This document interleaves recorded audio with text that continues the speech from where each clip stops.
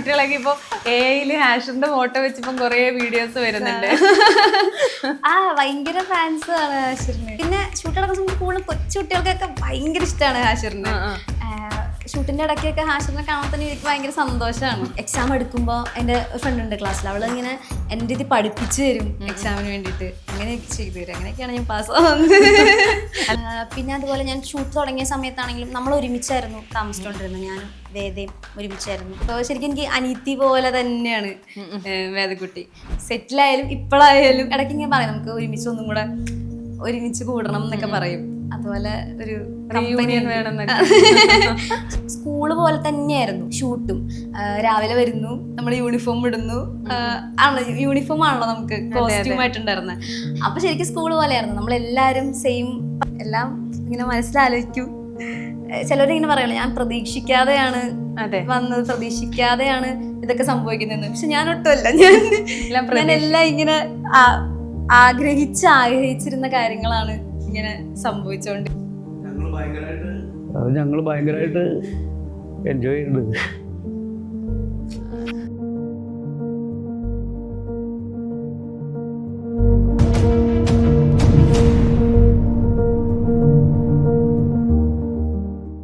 ഇപ്പം ഈ ഹാഷിറും ടീമിന്റെ ഏറ്റവും കൂടുതൽ കണക്ട് ആയത് ആരുമായിട്ടായിരിക്കും ചോദിക്കുവാണെങ്കിൽ?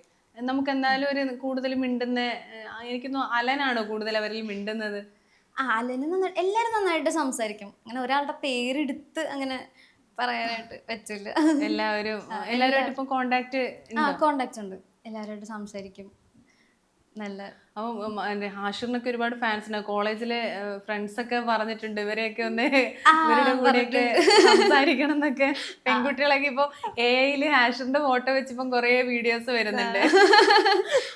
ഭയങ്കര ഫാൻസ് ആണ് ഹാഷിറിന്.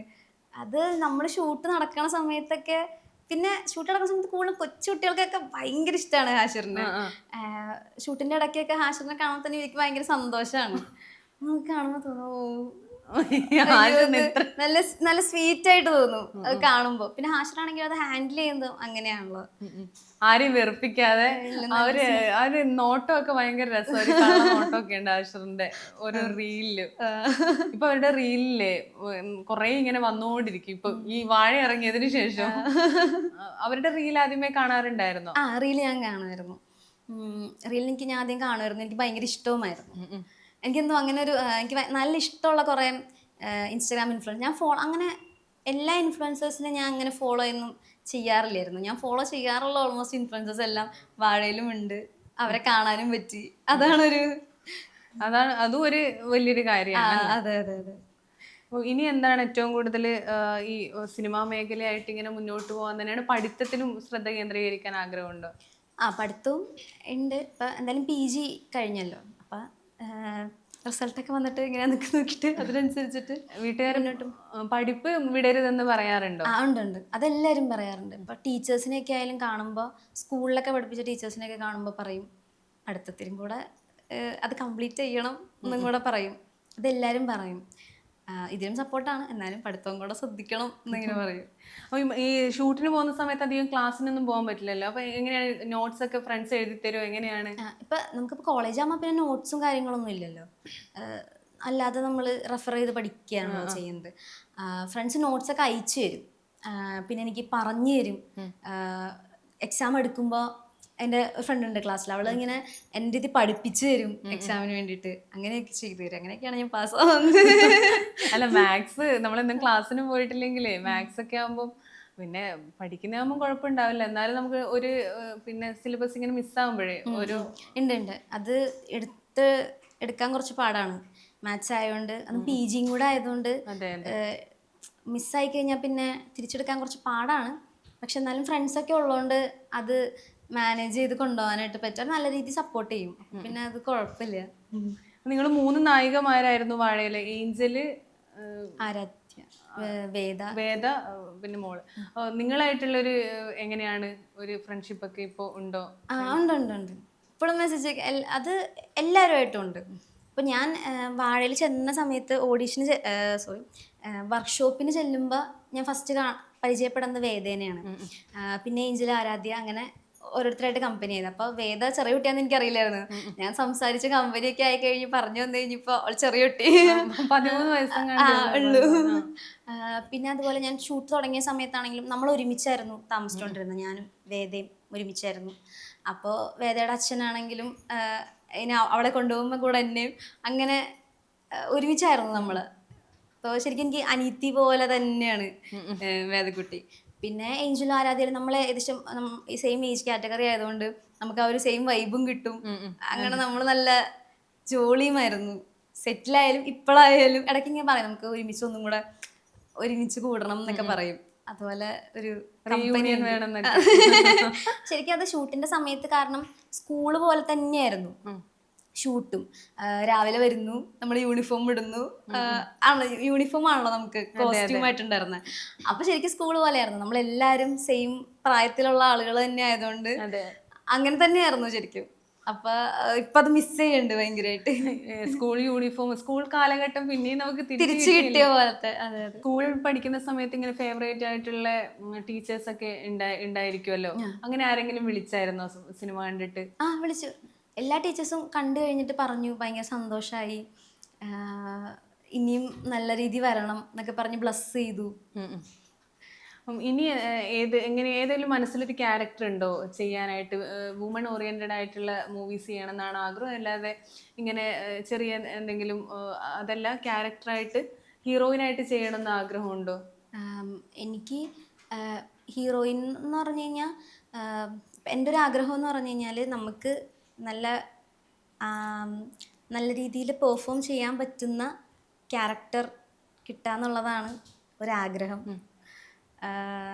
അങ്ങനെ കിട്ടട്ടെ എന്ന് പ്രാർത്ഥിക്കുന്നു, ആഗ്രഹിക്കുന്നു. ഇപ്പോഴും അതൊക്കെ മാനിഫെസ്റ്റ് ചെയ്യുന്നുണ്ടോ? ഉണ്ട്, ഉറപ്പായിട്ടും. എപ്പോഴും അത് തന്നെയാണല്ലോ, ഇങ്ങനെ എല്ലാം ഇങ്ങനെ മനസ്സിലാലോചിക്കും.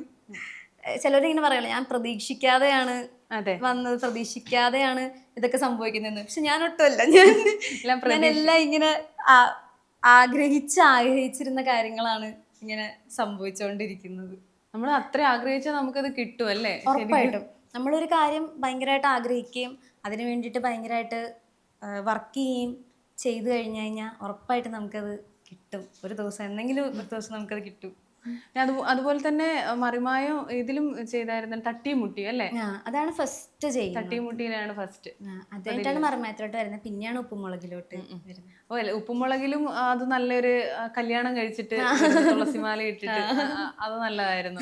അപ്പൊ എല്ലാം എല്ലാ പ്രേക്ഷകരും കാണുന്ന ഭയങ്കര റീച്ചായിട്ടുള്ള അങ്ങനെയുള്ള സീരിയലുകളിൽ അഭിനയിക്കാൻ പറ്റിയ സീരീസിലല്ലേ? അതൊരു ദൈവാനുഗ്രഹം അങ്ങനെ വന്നത്. അപ്പൊ ഇനി ഇതിന് ശേഷം ഇങ്ങനെ കോളൊക്കെ എന്തേലും അല്ലാതെ വരുന്നുണ്ടോ പിന്നെ അഭിനയിക്കാനൊക്കെ? അങ്ങനെ സംസാരിച്ചു, ഇങ്ങനെയൊക്കെ നല്ലത് വരട്ടെ. അതും അങ്ങനെ വരുന്നുണ്ട്. ഇങ്ങനെ സിനിമക്ക് ശേഷം ഇങ്ങനെ സംവിധായകരൊക്കെ വിളിക്കുമല്ലോ, അങ്ങനെ ഉണ്ടായിട്ടുണ്ടോ? അങ്ങനെ ഞങ്ങള് കഴിഞ്ഞ ദിവസം ഇങ്ങനെ സംസാരിച്ചു. ഒന്നും ആയിട്ടൊന്നുമില്ല. ഹീറോയിൻ ആണെങ്കിൽ ഒരുപാട് ആളുകൾ ഇത് കാണണം, ശ്രദ്ധിക്കണം, വിളിക്കണം എന്നൊക്കെയാണ് ആഗ്രഹം. ഹീറോയിൻ ഇപ്പൊ ശരിക്കും ഇപ്പൊ മലയാളത്തിൽ ചില ഹീറോയിനുകളുടെ ഒന്നും ചെയ്യാനുണ്ടാവില്ല, അവർക്ക് നായകന്റെ കൂടെ വെറുതെ നിൽക്കുന്ന ഒരു നായികയായിട്ട് അങ്ങനെ ചെയ്യാൻ ആഗ്രഹമുണ്ടോ? കഥ ഒന്നും നമുക്കൊന്നും പെർഫോം ചെയ്യാനില്ലാതെ അങ്ങനെ ഇപ്പോൾ ഇന്നത് ചെയ്യാൻ ആഗ്രഹമുണ്ടോ അങ്ങനെ പറയാൻ മാത്രം ഞാൻ ആയിട്ടില്ലല്ലോ. ഇപ്പോൾ എൻ്റെ ഒരു ആഗ്രഹം എന്ന് പറഞ്ഞു കഴിഞ്ഞാൽ സിനിമയിലേക്ക് എത്തുക, നല്ല ഡയറക്ടേഴ്സിൻ്റെ കൂടെ വർക്ക് ചെയ്യുക എന്നുള്ളതാണ് ആഗ്രഹം. ഇന്നത് തന്നെ വേണം എന്ന് പറയാൻ മാത്രം ഞാൻ ആയിട്ടില്ല. അപ്പോൾ എന്നാലും ആഗ്രഹം ക്യാരക്ടർ റോളുകൾ, അഭിനയ പ്രാധാന്യമുള്ള റോളുകൾ ചെയ്യണം എന്ന് ആഗ്രഹമുണ്ട്. ആരുടെ കൂടെ അഭിനയിക്കണം എന്ന ഒരാഗ്രഹം മലയാളത്തിൽ? നമ്മൾ അഭിനയം ആദ്യം തൊട്ടേ ഇഷ്ടപ്പെട്ട സമയത്ത് ഉണ്ടാവുമല്ലോ, നമ്മൾ കുഞ്ഞുനാൾ മുതൽ മൈൻഡില് അങ്ങനെ ആരെങ്കിലും ഉണ്ടോ ഉള്ളില്? അങ്ങനെ ഉണ്ട്. ഇപ്പൊ മലയാളത്തിലാണെങ്കിൽ അയ്യോ അങ്ങനെ പറഞ്ഞു ലാലേട്ടൻ, മമ്മൂക്ക അതൊക്കെ എല്ലാവർക്കും ഉണ്ടാവും. എന്നാലും അതൊക്കെ തന്നെയാണ് എനിക്കും ആഗ്രഹം. ഈ പുതു തലമുറയിൽ ആരെങ്കിലും കൂടി ഉണ്ടോ? പുതുതലമുറയിൽ എന്നൊന്നുമില്ല, എല്ലാവരുടെയും കൂടെ അഭിനയിക്കണം എന്ന് ആഗ്രഹമുണ്ട്. അപ്പോൾ വാഴ 2-ലെ നമ്മുടെ പ്രിയപ്പെട്ട നായിക ലക്ഷ്മിയുടെ അച്ഛനെ നമുക്ക് വെൽക്കം ചെയ്യാം. സജി ചേട്ടൻ, നമസ്കാരം. ഇപ്പം മക്കളുടെ വിജയത്തിൽ ഏറ്റവും കൂടുതൽ സന്തോഷിക്കുന്ന അച്ഛനും അമ്മയായിരിക്കും. നിങ്ങളുടെ ഒരു സന്തോഷം എങ്ങനെയാ അച്ഛാ ഇപ്പോൾ? അത് ഞങ്ങൾ ഭയങ്കരമായിട്ട് എൻജോയ് ചെയ്യുന്നുണ്ട്.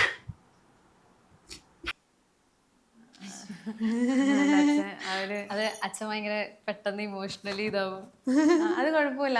അവര് ഇപ്പോഴത്തെ ഒരു സന്തോഷം ഉണ്ടല്ലോ.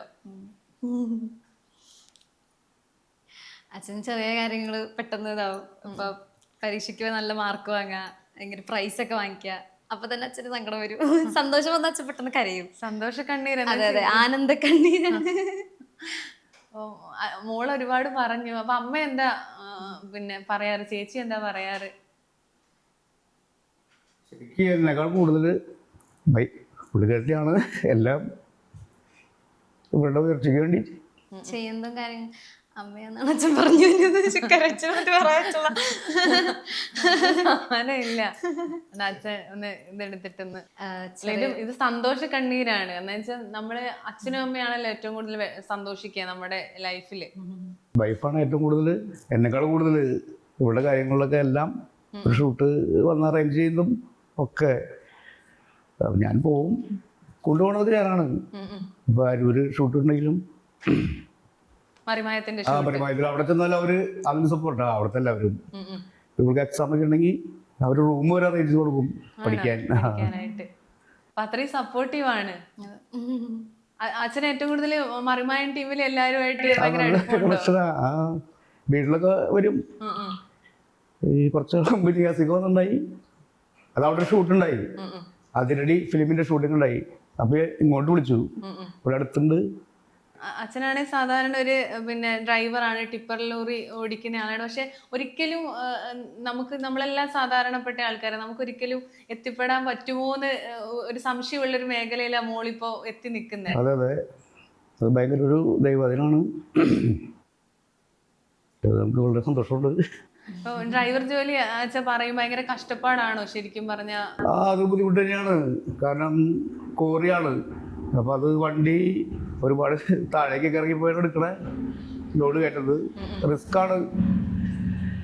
പിന്നെ അങ്ങനെയൊക്കെയാണ്. അപ്പൊ പിന്നെ ഈ കോളേജിൽ പോകുമ്പോൾ ഈ ക്ലാസ് കട്ട് ചെയ്യുമ്പോൾ അത് കട്ട് ചെയ്യേണ്ട, നമുക്കത് സാറിനെ വിളിച്ച് പറയാൻ പറയും. അപ്പൊ സാറിനോട് വിളിച്ച് പറയുമ്പോൾ സാറ് പറയാണേ ആ സെറ്റ് ചെയ്ത് കുറച്ച് ഫോട്ടോ അയച്ചു തരാം. എന്നുവെച്ചാ അങ്ങനെയല്ല, ഇപ്പൊ ഇതിന് പോവാന്ന് പറയുമ്പോ ഞാൻ പറയുന്നത് ക്ലാസ്സിൽ കയറാൻ പറ്റൂല സാർ, എനിക്ക് ഇങ്ങനെ പോവാണ്. അപ്പൊ മിസ്സിനോടായാലും പറയുമ്പോ അഭിനയിച്ചതിന്റെ ഇറങ്ങുമ്പോ ലിങ്ക് ഒന്ന് അയച്ചതിനോട്ടോ. ഞാനിപ്പോ ഒരു വഴക്ക് പറയുമ്പോ കേൾക്കണെന്ന് സാറ് അധികം ടീച്ചേഴ്സ് പറയും ലിങ്ക് അയച്ചു ഇറങ്ങി കഴിയും. അച്ഛന് മോളിങ്ങനെ വാഴ 2 കണ്ട് ഇറങ്ങി, എല്ലാവരും മോൾക്ക് ഇങ്ങനെ മെസ്സേജ് അയക്കുന്നു. എല്ലാവരും ഒരു സ്റ്റാർ ആയിട്ട് മോൾ ഇപ്പൊ ഇങ്ങനെ കണ്ടു കഴിഞ്ഞു. അത് ഭയങ്കരമായിട്ട് ഉള്ളിൽ സന്തോഷിപ്പിക്കുന്നുണ്ട്. നമ്മുടെ ജംഗ്ഷനിൽ ഞാൻ പോലും പറഞ്ഞില്ല, ഫ്ലക്സ് വെച്ചു. അത് ഭയങ്കര നാട്ടുകാരെന്ന് പറഞ്ഞു കഴിയുമ്പോ പറഞ്ഞ പോലെ തന്നെ ചെറിയതുള്ളൂ, ചെറിയ സീനുള്ളൂ. പക്ഷെ അവര് എന്ന് പറഞ്ഞു കഴിഞ്ഞാൽ അവർക്കത് മതി.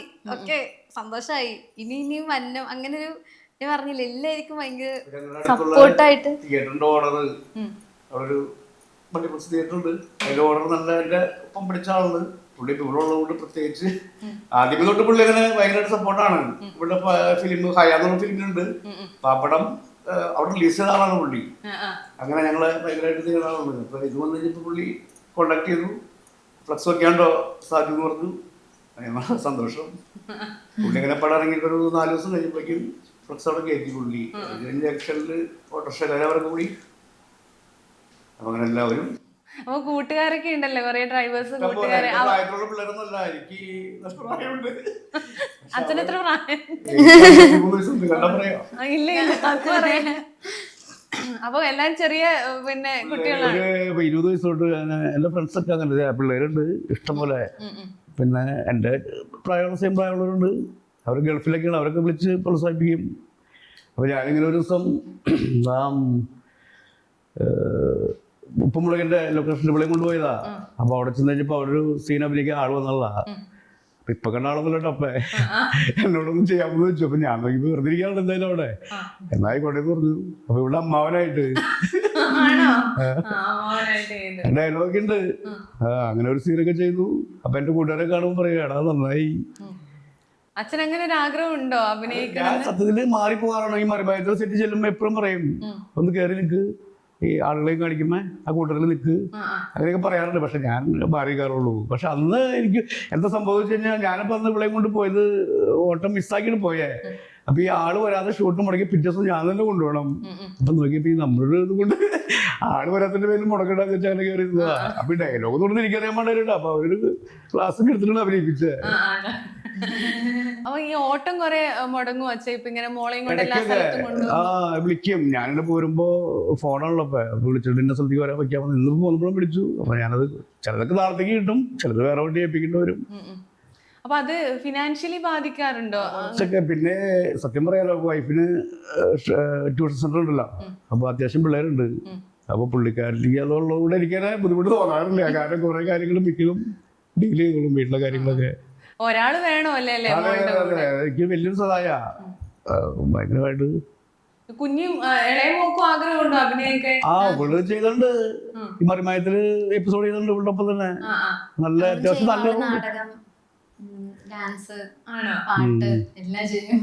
ഒരാള് രക്ഷപ്പെട്ട് കഴിഞ്ഞാ ഇപ്പൊ പറഞ്ഞതുപോലെ തന്നെ സുഹൃത്തുക്കളെയും രക്ഷപ്പെടുത്താം അല്ലേ? പറയുന്നത് അങ്ങനെ. ഇപ്പൊ ഇവരുടെ ഫിലിം കമ്പനി എന്ന് പറഞ്ഞില്ലേ, ഇവരുടെ കോളേജിലെ പിള്ളേര് അവരൊക്കെ നല്ല ഈ ഒരു ആഗ്രഹം വെച്ച് നടക്കുന്ന സിനിമ ഭയങ്കര ആഗ്രഹം കൊടുക്കുന്ന പിള്ളേരാ അവര് റീൽസ് ചെയ്യുന്ന പിള്ളേരെ. അപ്പൊ അവരും പറയും അതിലൊക്കെ രക്ഷപ്പെടേണ്ട. വീട്ടിൽ വരും, ഇടയ്ക്ക് വരാറൊക്കെ ഉണ്ട്. അപ്പൊ അങ്ങനെ സംസാരിക്കൂല, നമ്മളോടൊക്കെ സംസാരിക്കുന്നേ. അച്ഛൻ എങ്ങനെ എല്ലാ മക്കളോടും ഭയങ്കര, അച്ഛൻ എനിക്ക് ഭയങ്കര ഫ്രണ്ട്ലി ആണെന്ന് തോന്നുന്നു. ഫ്രണ്ട്സ് ആയിട്ടൊക്കെ ഭയങ്കര ഫ്രണ്ട്ലി ആണ്. അതെ അതെ.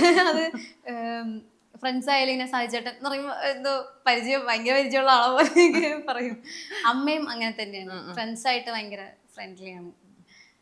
അപ്പൊ അച്ഛന് മോള് അഭിനയത്തിൽ തന്നെ മുന്നോട്ട് പോകണമെന്നാണ്, പഠിച്ചിട്ടൊരു ജോലി അങ്ങനെ നേടണം എന്ന് ആഗ്രഹമുണ്ടോ? മെയിൻ അങ്ങനെയാണ്. കാരണം നമ്മുടെ പഠനം ഫസ്റ്റ്. അങ്ങനെയാണ് ഞങ്ങള് ഇതുവരെ പോയേ. നല്ല നല്ല വേഷങ്ങളൊക്കെ കിട്ടിക്കഴിഞ്ഞാൽ നമുക്കത് ചെയ്യണം. അച്ഛനെന്നും നമ്മൾ ഈ താഴേന്ന് വളർന്നു വന്ന ആളാകുമ്പോ എപ്പോഴും നമ്മള് എന്താ പറയാ വന്ന വഴി മറക്കില്ല. ഇപ്പൊ മോൾ എത്ര ഉയരത്തിൽ എത്തിയാലും അച്ഛൻ പറഞ്ഞു കൊടുക്കുന്ന എന്തായിരിക്കും ഒരു കാര്യം? അതിങ്ങനെ തന്നെയാണ്. കാരണം നമ്മള് എല്ലാവരെയും ഒരുപോലെ കണ്ട് വലുതായെന്ന് വെച്ചാൽ നമ്മളൊന്നും നമ്മുടെ ആളുകളൊക്കെ നമ്മളിപ്പോൾ തിരിച്ചറിയണം. അവർക്ക് സന്തോഷത്തോടെ എല്ലാവരെയും. പിന്നെ ഇപ്പൊ നായികയുടെ അച്ഛനാണോ ഞാടയാന്ന് പറയുന്ന ഒരു സാഹചര്യം ഒരിക്കലും ലൈഫിൽ ഉണ്ടാക്കരുതല്ലേ? ജംഗ്ഷനിലൊക്കെ പോയപ്പോഴേക്കും അവരും അങ്ങനെ തന്നെ. ഇവളും ബസ് ഇറങ്ങിയിട്ട് കോളേജിൽ പോയി വരുമ്പോൾ അവിടെ ഇറങ്ങി ചിലപ്പോൾ ബൈക്ക് ഞാൻ അവിടെ ഇരിപ്പുണ്ടാവും, എന്നാൽ പോലും നടന്നേ പോകാറുള്ളൂ. പിന്നെ അവരോടൊക്കെ എല്ലാവരും കണ്ട് വിഷയതൊക്കെ പോണേ. അപ്പൊ ആർക്കും അങ്ങനെ ഒരു എല്ലാരുമായിട്ട് നാട്ടുകാരുമായിട്ടൊക്കെ നല്ല അങ്ങനെയൊന്നും ആരും പറയാറൊന്നുമില്ല കേട്ടോ. എല്ലാവർക്കും സ്നേഹമാണ്. അല്ല ഭാവിയിൽ അങ്ങനെ ചിലപ്പോ പറയാൻ ഇടവരുത്താതിരിക്കുവാണല്ലോ നമ്മൾ വേണ്ടത്. നമ്മളങ്ങനെ നോക്കുള്ളൂ. ഇപ്പൊ തന്നെ ഞങ്ങള് അവിടെ ഇപ്പൊ യൂണിറ്റ് കുടുംബ യൂണിറ്റ് വാർഷിക കൊണ്ട് ഇപ്പൊ ഇവിടെ പ്രത്യേകിച്ച് വരണമെന്നൊക്കെ പറഞ്ഞാൽ അവരെന്നെ വിളിക്കാണ്. എന്തെങ്കിലും പരിപാടിയൊക്കെ വരുമ്പോഴേക്കും നമ്മുടെ ആളുണ്ടല്ലോ എന്ന് പറഞ്ഞ് അത് ഉദ്ഘാടനം ചെയ്യണം അങ്ങനെയൊക്കെ പറഞ്ഞ് വിളിക്കും. ഇത്തവണത്തെ വിഷു എങ്ങനെയാ വെച്ചാൽ എവിടെയെങ്കിലും ഒക്കെ പോകാൻ പ്ലാൻ ഒക്കെ ഇട്ടിട്ടുണ്ടോ? ഇപ്പൊ നാളെ വീട്ടിൽ തന്നെയാണ്. ഞങ്ങൾ അവിടുത്തെ യൂണിറ്റ് വാർഷികം ഉണ്ട്, അടുത്ത ഞായറാഴ്ചയാണ്. അപ്പൊ അതിന്റെ പ്രോഗ്രാമൊക്കെ കുറെ ഇത് ചെയ്യാനുണ്ട്. അപ്പൊ അതുകൊണ്ട് ഇത്തവണ ഞങ്ങൾ നേരത്തെ അമ്മ വീട്ടിൽ പോയി വന്നു. കഴിഞ്ഞ ഞായറാഴ്ച പോയി വന്നു. പിന്നെ വേറെ ഒന്നും പോകാൻ അനിയത്തിലെ വെച്ച് അവിടെ നിന്ന് വരും. അവരൊക്കെ ഡാൻസ് പ്രാക്ടീസ് ചെയ്യാൻ ഉണ്ട്. അപ്പൊ അതൊക്കെ വീട്ടിൽ ഞങ്ങൾ നടക്കണു. ഒരോളം വയ്ക്കും. അങ്ങനെ ഭയങ്കര ഭക്തിയാ അമ്മയ്ക്ക്. അവള് നല്ല ആ ഭക്തി മോൾക്കും കിട്ടിയിട്ടുണ്ട്, അച്ഛനും ഭക്തിയുണ്ട്, എല്ലാവർക്കും ഉണ്ട്. അമ്മയ്ക്ക് അനിയത്തിക്കാണ് കൂടുതൽ എന്നെ അച്ഛനെക്കാട്ടില്. നിങ്ങൾക്ക് എന്താണ് പ്രേക്ഷകരോട് രണ്ടാൾക്കും പറയാനുള്ളത്? എന്താണ്? പടങ്ങളൊക്കെ വരുമ്പോ കാണുക, അതേപോലെ ഇപ്പൊ തന്നെ കൊടുക്കണ പ്രോത്സാഹനം ഇനിയും കൊടുക്കുക. പിന്നെ അച്ഛനും ഹാഷിറും അവരും ഒക്കെ ആയിട്ട് നന്നായിട്ട് ഇടപെട്ടായിരുന്നു. അതൊന്നും ചോദിക്കട്ടെ. കാണുമ്പോ അവരും ഇങ്ങോട്ട് പറയും ചേട്ടാ ഞങ്ങൾ വന്നേക്കാം. വേറെ ഞാനിപ്പോ കാണാനും വീട്ടിലേക്ക് വരും വീട്ടിലേക്കാണെന്ന് പറയും. അപ്പൊ അത് ഇപ്പൊ കാണുമ്പോ അവരും ഇങ്ങോട്ട് പറയും ചേട്ടാ ഞങ്ങളെങ്കിലും വന്നേക്കാം. അച്ഛൻ്റെ ഒരു സ്നേഹഭാഷ അതാണ്. എല്ലാരെയും കാണുമ്പോൾ ഭയങ്കര ആൾക്കാരെ ഇഷ്ടപ്പെട്ട് കഴിഞ്ഞാൽ പറയും വീട്ടിലേക്ക് വരണം വീട്ടിലേക്ക് വരണം വീട്ടിലേക്ക് വരണം എന്ന് പറയും. അപ്പൊ ഇവരെ ഭയങ്കര കാര്യമാണ്, ഹാഷിറിനെ അവരെയൊക്കെ ഭയങ്കര കാര്യം. അപ്പോൾ ഹഷർ അല്ല നജിൻ വിനായക് എല്ലാവരും പേര് പറയണമല്ലോ, ഭയങ്കര കാര്യമാണ്. അപ്പോൾ കാണുമ്പോൾ തന്നെ ഇങ്ങനെ പറയും എടാ വീട്ടിൽ വന്നോട്ടോ വീട്ടിൽ വന്നോട്ടോ. അപ്പോൾ ലാസ്റ്റ് റിലീസിൻ്റെ അന്ന് കണ്ടപ്പോൾ തന്നെ അവര് വരാം വരാം പറയണേക്കാട്ടിലും മുമ്പേ അങ്ങനെ